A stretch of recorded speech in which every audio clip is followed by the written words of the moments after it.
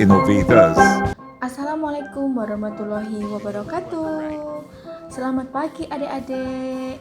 Apa kabar hari ini? Alhamdulillah berjumpa lagi dengan Ibu dalam video materi pembelajaran bahasa Indonesia. Nah, kali ini kita memasuki materi baru ya, yaitu materi tentang laporan hasil observasi. Apa sih laporan hasil observasi itu? Mari Ibu jelaskan secara perlahan ya.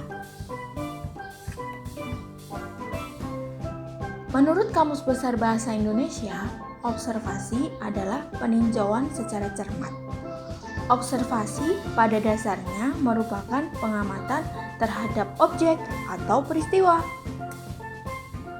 Teks laporan observasi atau yang kita singkat dengan LHO adalah teks yang memberikan informasi hasil penelitian yang dibuat secara sistematis.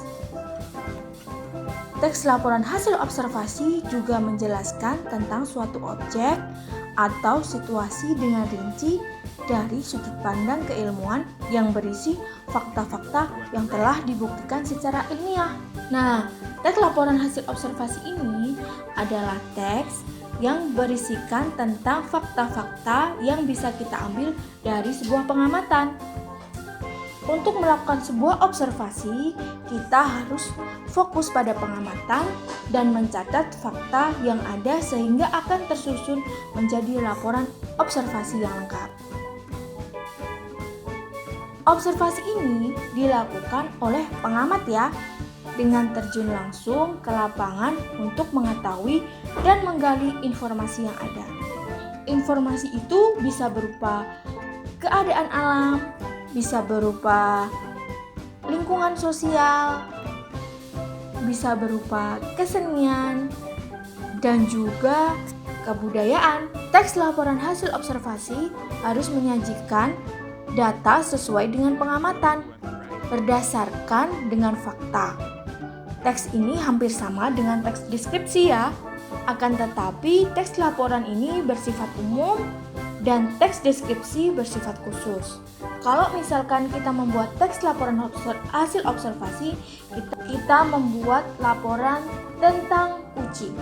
Jadi di situ diceritakan kucing secara umum.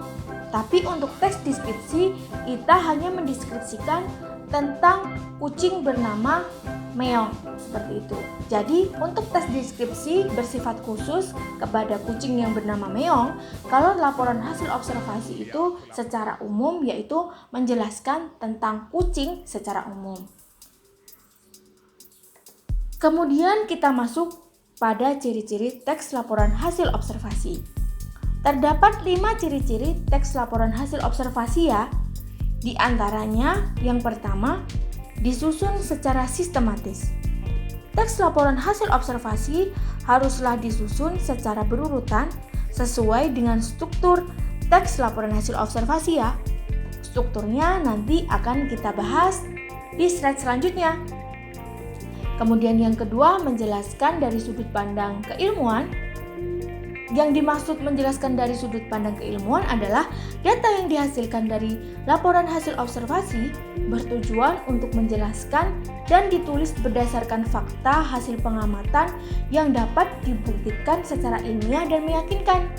Jadi kita hanya boleh menuliskan tentang fakta dan juga dituliskan hasil pengamatannya itu secara ilmiah, bukan secara imajinasi. Kemudian yang ketiga, membahas ilmu suatu objek, konsep, atau situasi tertentu. Teks laporan hasil observasi membahas atau menjelaskan tentang suatu objek, konsep, ataupun situasi tertentu yang dibahas secara umum ya. Nah, ini bedanya. Kalau teks laporan hasil observasi dibahas secara umum, kalau teks deskripsi dibahas secara khusus. Khusus membahas tentang kucing yang bernama Meong. Kalau laporan hasil observasi, kita akan membahas kucing berdasarkan pengamatan dan fakta-fakta ilmiah yang ada di ilmu pengetahuan. Kemudian yang keempat adalah memerinci bagian-bagian suatu objek. Seperti teks deskripsi, teks laporan hasil observasi juga memerinci bagian-bagian objek yang ditulis secara subjektif ya. Jadi yang kita tulis adalah berdasarkan objek, serta di sini kita menampilkan definisi, klasifikasi, serta ciri-ciri suatu objek.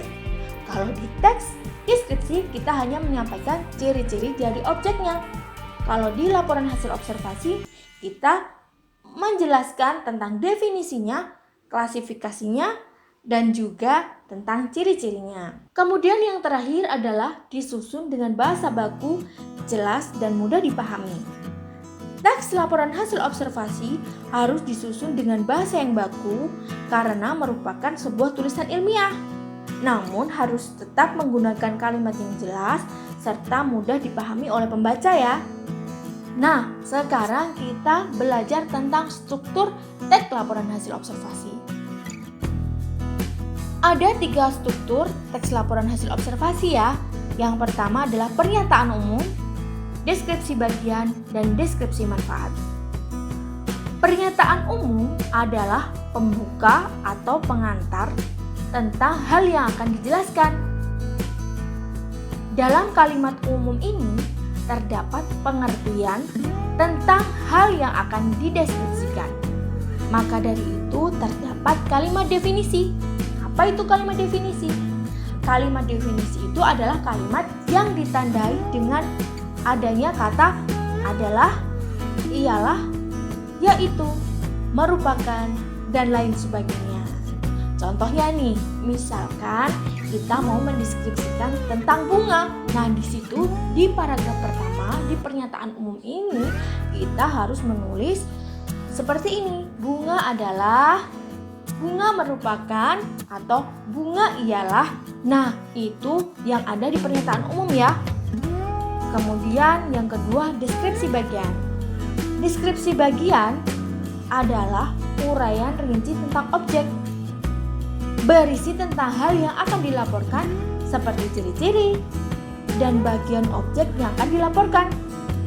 Informasi tentang jalannya penelitian, fenomena yang akan dibahas, rincian bagian-bagian, sifat-sifatnya, dan lain sebagainya.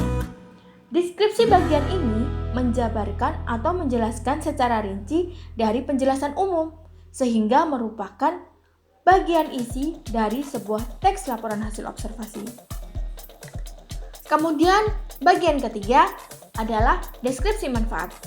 Bagian dari laporan hasil observasi yang berisi tentang manfaat dari adanya laporan tersebut.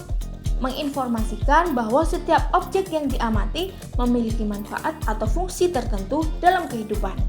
Penulis bisa menambahkan simpulan pada akhir laporannya ya. Nah, itu tadi kita perkenalan tentang teks laporan hasil observasi. Sampai situ dulu ya. Untuk selanjutnya kita akan bahas di video selanjutnya. Terima kasih. Wassalamualaikum warahmatullahi wabarakatuh.